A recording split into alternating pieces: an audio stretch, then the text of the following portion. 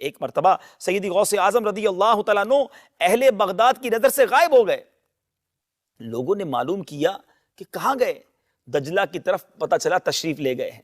تلاش کرتے گئے، دیکھا کہ آپ پانی پر چل رہے ہیں اور مچھلیاں نکل نکل کر آپ کو سلام کر رہی ہیں، قدم چوم رہی ہیں. اسی اسنا میں ایک بڑی نفیس جائے نماز دیکھی، تخت سلیمانی کی طرح ہوا میں معلق ہو کر بچھ گئی. اس پر 2 سطریں لکھی ہوئی تھی. پہلی سطر میں الا ان اولیاء اللہ لا خوف علیہم ولا هم يحزنون، اور دوسری سطر میں سلام علیکم اہل البیت انہ حمید مجید لکھا تھا. اتنے میں بہت سے لوگ آ کر جائے نماز کے گرد جمع ہو گئے. ظہر کا وقت تھا، تکبیر ہوئی، حضور امام ہوئے، نماز قائم ہوئی. جب آپ تکبیر کہتے تو حاملان عرش اٹھانے والے فرشتے آپ کے ساتھ تکبیر کہتے. جب آپ تسبیح پڑھتے تو 7 آسمان کے فرشتے آپ کے ساتھ تسبیح پڑھتے. اور جب سمع اللہ لمن حمدہ کہتے تو آپ کے لبوں سے سبز رنگ کا نور نکل کر آسمان کی طرف جاتا. جب آپ نماز سے فارغ ہوئے تو یہ دعا کی کہ اے پروردگار، تیری درگاہ میں تیرے حبیب اور بہترین خلائق محمد صلی اللہ تعالی علیہ وسلم کو وسیلہ کر کے دعا کرتا ہوں، تو میرے مریدوں اور مریدوں کے مریدوں کی جو میری طرف منسوب ہو، روح بغیر توبہ کیے قبض نہ کرنا. اللہ اللہ. حضرت سہل بن تستری رحمت اللہ تعالی علیہ فرماتے ہیں کہ ہم نے آپ کی دعا پر فرشتوں کے بڑے گروہ کو آمین کہتے ہوئے سنا. جب دعا ختم ہوئی ہم نے ایک ندا سنی، اے عبد القادر خوش ہو جا کہ ہم نے تیری دعا قبول فرمائی. اللہ اللہ. کہانیاں اتنی بڑی کہانی ہے. اور میرے بھائیوں، میں نے آپ لوگوں کو کئی بار بتایا کہ حضرت معاویہ رضی اللہ تعالیٰ عنہ جب حضرت عمر کے دور میں گورنر بنے تو رومن امپائر کے ساتھ جنگیں جاری رہتی تھیں. تو وہ سمندروں میں ان کی بہت بڑی یعنی آرمی موجود تھی، بڑے بڑے بحری جہاز تھے. تو حضرت معاویہ نے حضرت عمر کو خط لکھا کہ آپ مجھے اجازت دیں میں بھی ایک بحری بیڑا تیار کروں ان عیسائیوں کے ساتھ مقابلے کے لیے، ہمارے پاس بھی ریزروڈ اپنی نیوی ہونی چاہیے. اچھا. تو حضرت عمر فاروق رضی اللہ تعالیٰ نے اپنے یعنی سینئر صحابہ کو بلا کے مشورہ کیا کہ اس طرح یعنی جو شام کی طرف ہمیں یعنی بحری بیڑے کی ریکوائرمنٹ ہے. تو اس میں پھر مشورے میں چیز سامنے آئی کہ یہ اس وقت ظاہر لائف بورڈز اور جیکٹس تو نہیں ہوتی تھی. تو حضرت عمر کو یہ بتایا گیا کہ یہ ذہن میں رکھیے گا جب یہ بحری جہاز ڈوبتا ہے نا تو بندہ بچتا کوئی نہیں ہے.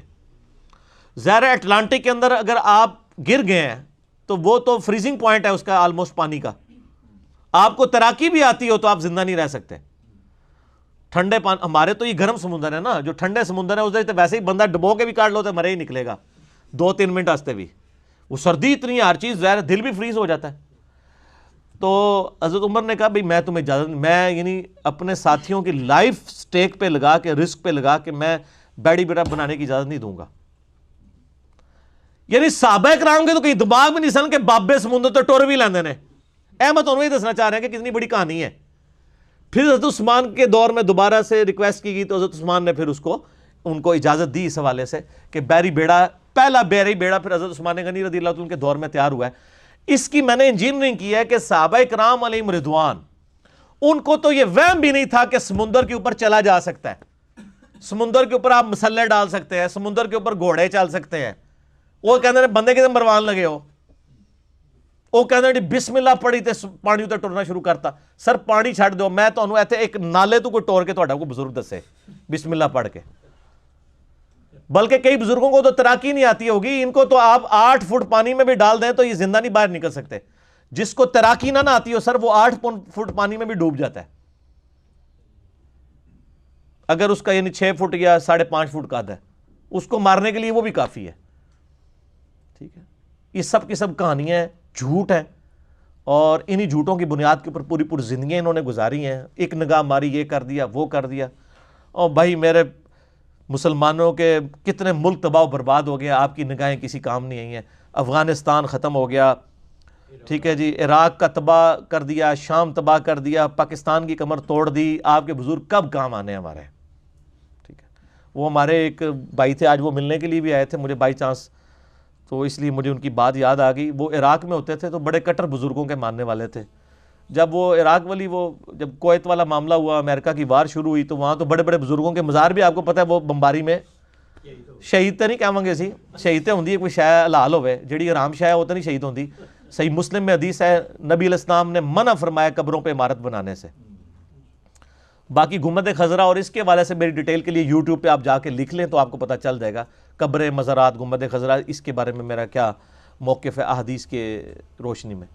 تو مزارات شہید نہیں ہوئے سن, مزارات جڑے نے وہ بھج گئے بمباری وچ ٹوٹ پٹ گئے. اچھا وہ کہتا ہے میں ادھر سوچنے لگا کہ ہم پاکستان میں ان بزرگوں کو پکار رہے ہوتے ہیں اور یہ بزرگ اپنے مزار نہیں بچا پا رہے, اسی انی دور انہاں نوں پکار رہے ہونے ہیں, انہاں دے کول سارے بم پے, نہ بندے بچے نہ مزار بچے. تو اس چیز نے اللہ نے ان کو ہدایت دے دی. ٹھیک ہے, یہ میرے بھائی اللہ تبارک و تعالیٰ کے معاملات ہیں. اللہ تعالیٰ نے دنیا کو بقدر ایفرٹ جوڑا ہوا ہے. یہاں پہ جو بندہ کوشش کرے گا اسی کے ساتھ معاملات جس طریقے سے ہوں گے, آپ نے فزیکل فنامنا کو ساتھ لے کے چلنا ہے.